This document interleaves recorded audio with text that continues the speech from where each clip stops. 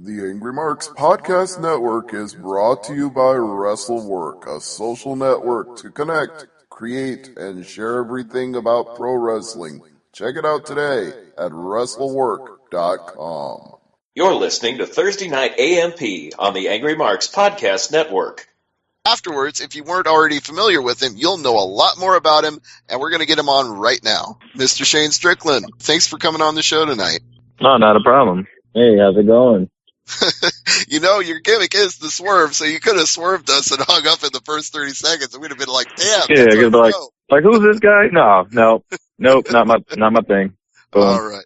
Well, I know you got a big weekend coming up, so I want to start right there before we get into anything else. Tell everybody what you're doing this weekend.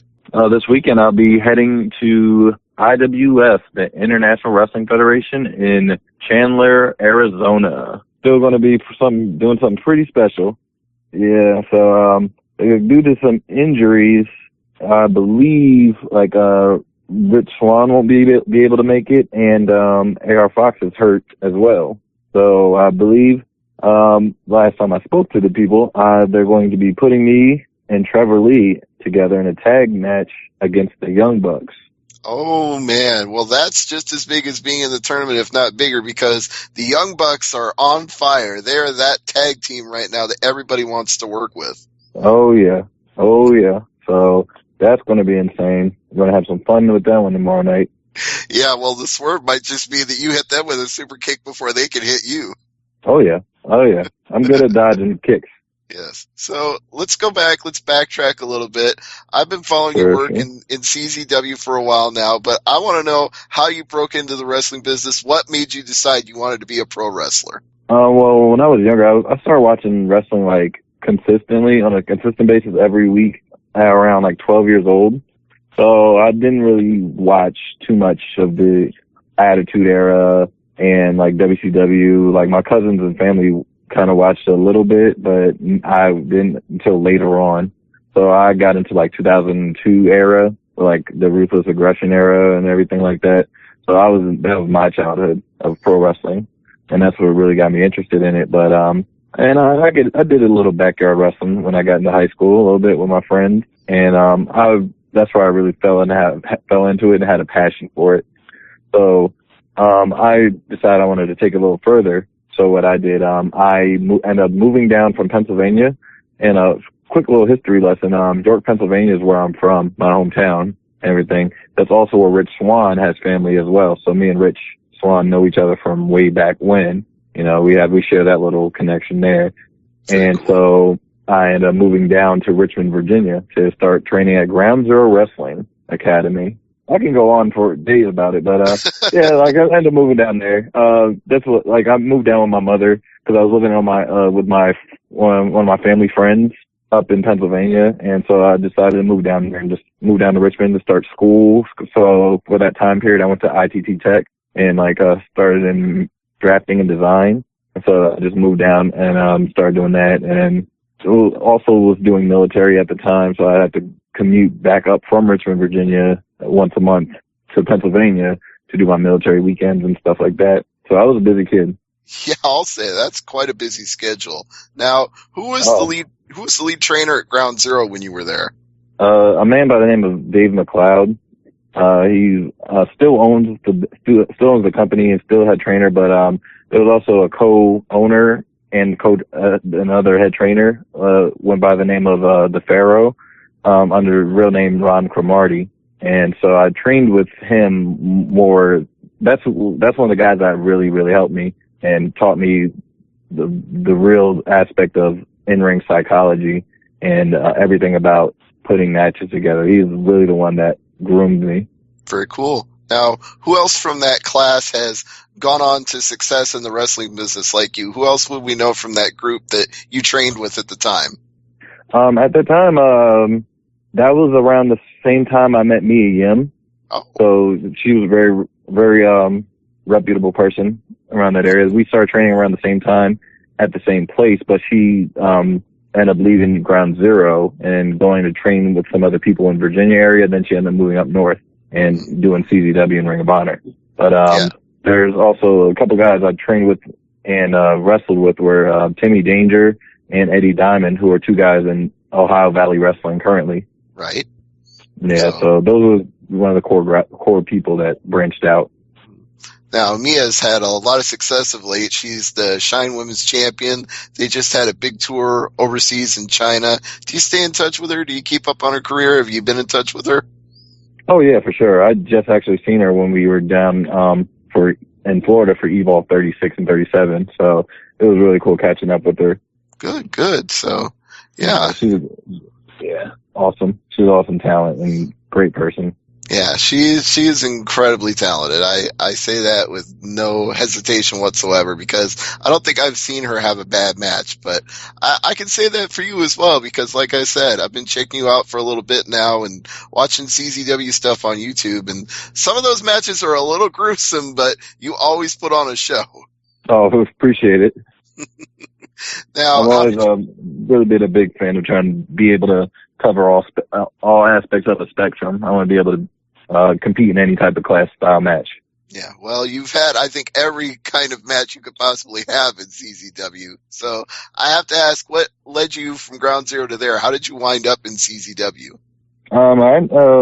That's not long, but it's a definitely interesting story with a lot of characters involved that you wouldn't think would pop in.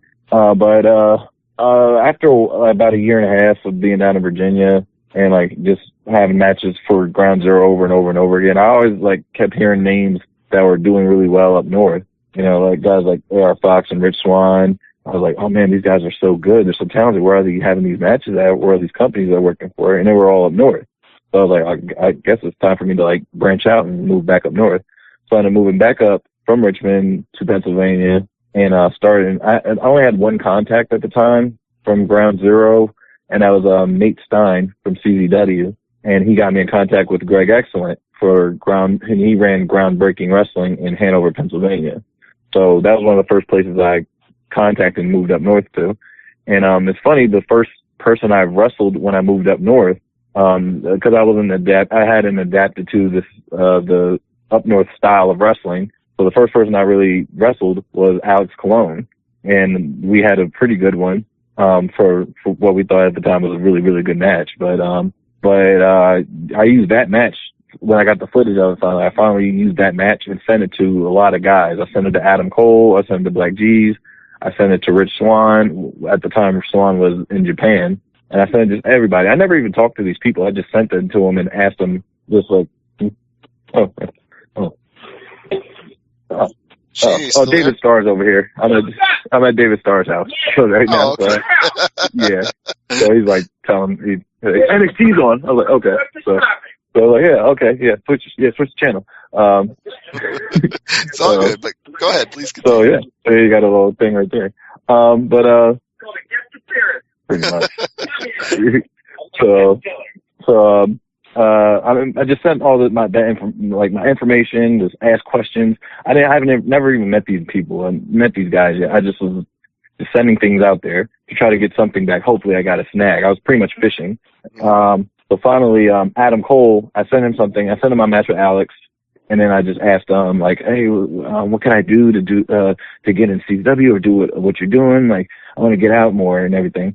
And he didn't respond to me for like a month and a half, almost 2 months. And I was just, oh, that was a waste, man. That's like, he's off doing other things. So finally, after 2 months, he just gets back to me and he goes, hey man, finally, sorry about finally not getting back to you and all that. I was like, dude, I was in England for like 2 months, so I didn't really get to talk to anybody, but I finally watched the match. And then when he watched the match, it was like he just listed like a long list of things that he thought he liked, I did well in, things I can improve on, like all these different things. So I was like, oh, he actually watched and paid attention, and like he actually like really took notes on everything. And he said, I really like you, man. You're really good. I think you can get better though, and you need to come up to CZW, train with us up here. And like, I was like, oh, awesome. So I took him on that. I ended up moving from Hanover to close to Philadelphia area, with my sister, which from where I was about an hour and a half. So I ended up moving more closer to Philly, and I just started going to the CZW school when it was at the arena, like twice a week, and then going to the shows. That's where I met like Sammy Callahan and Black G's and Joker. I started training with those guys, Drew Gulak, and that's where like I pretty much I became like just a student of the game, just watching everybody, like seeing how like the match style was different, and then Dragon Gate would come in and do double shows with us.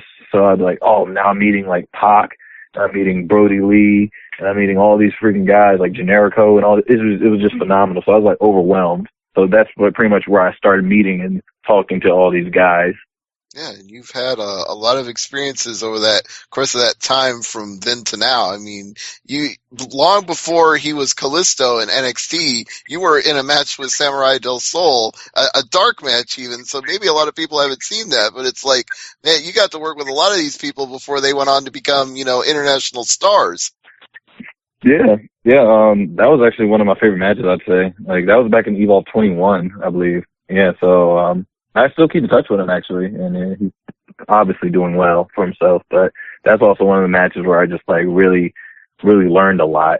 Just being in the ring with them, being in the ring with guys like that, you can only get better and you can only learn. So I was really fortunate enough to be around those guys and them be willing to teach me as well as work with me in the ring.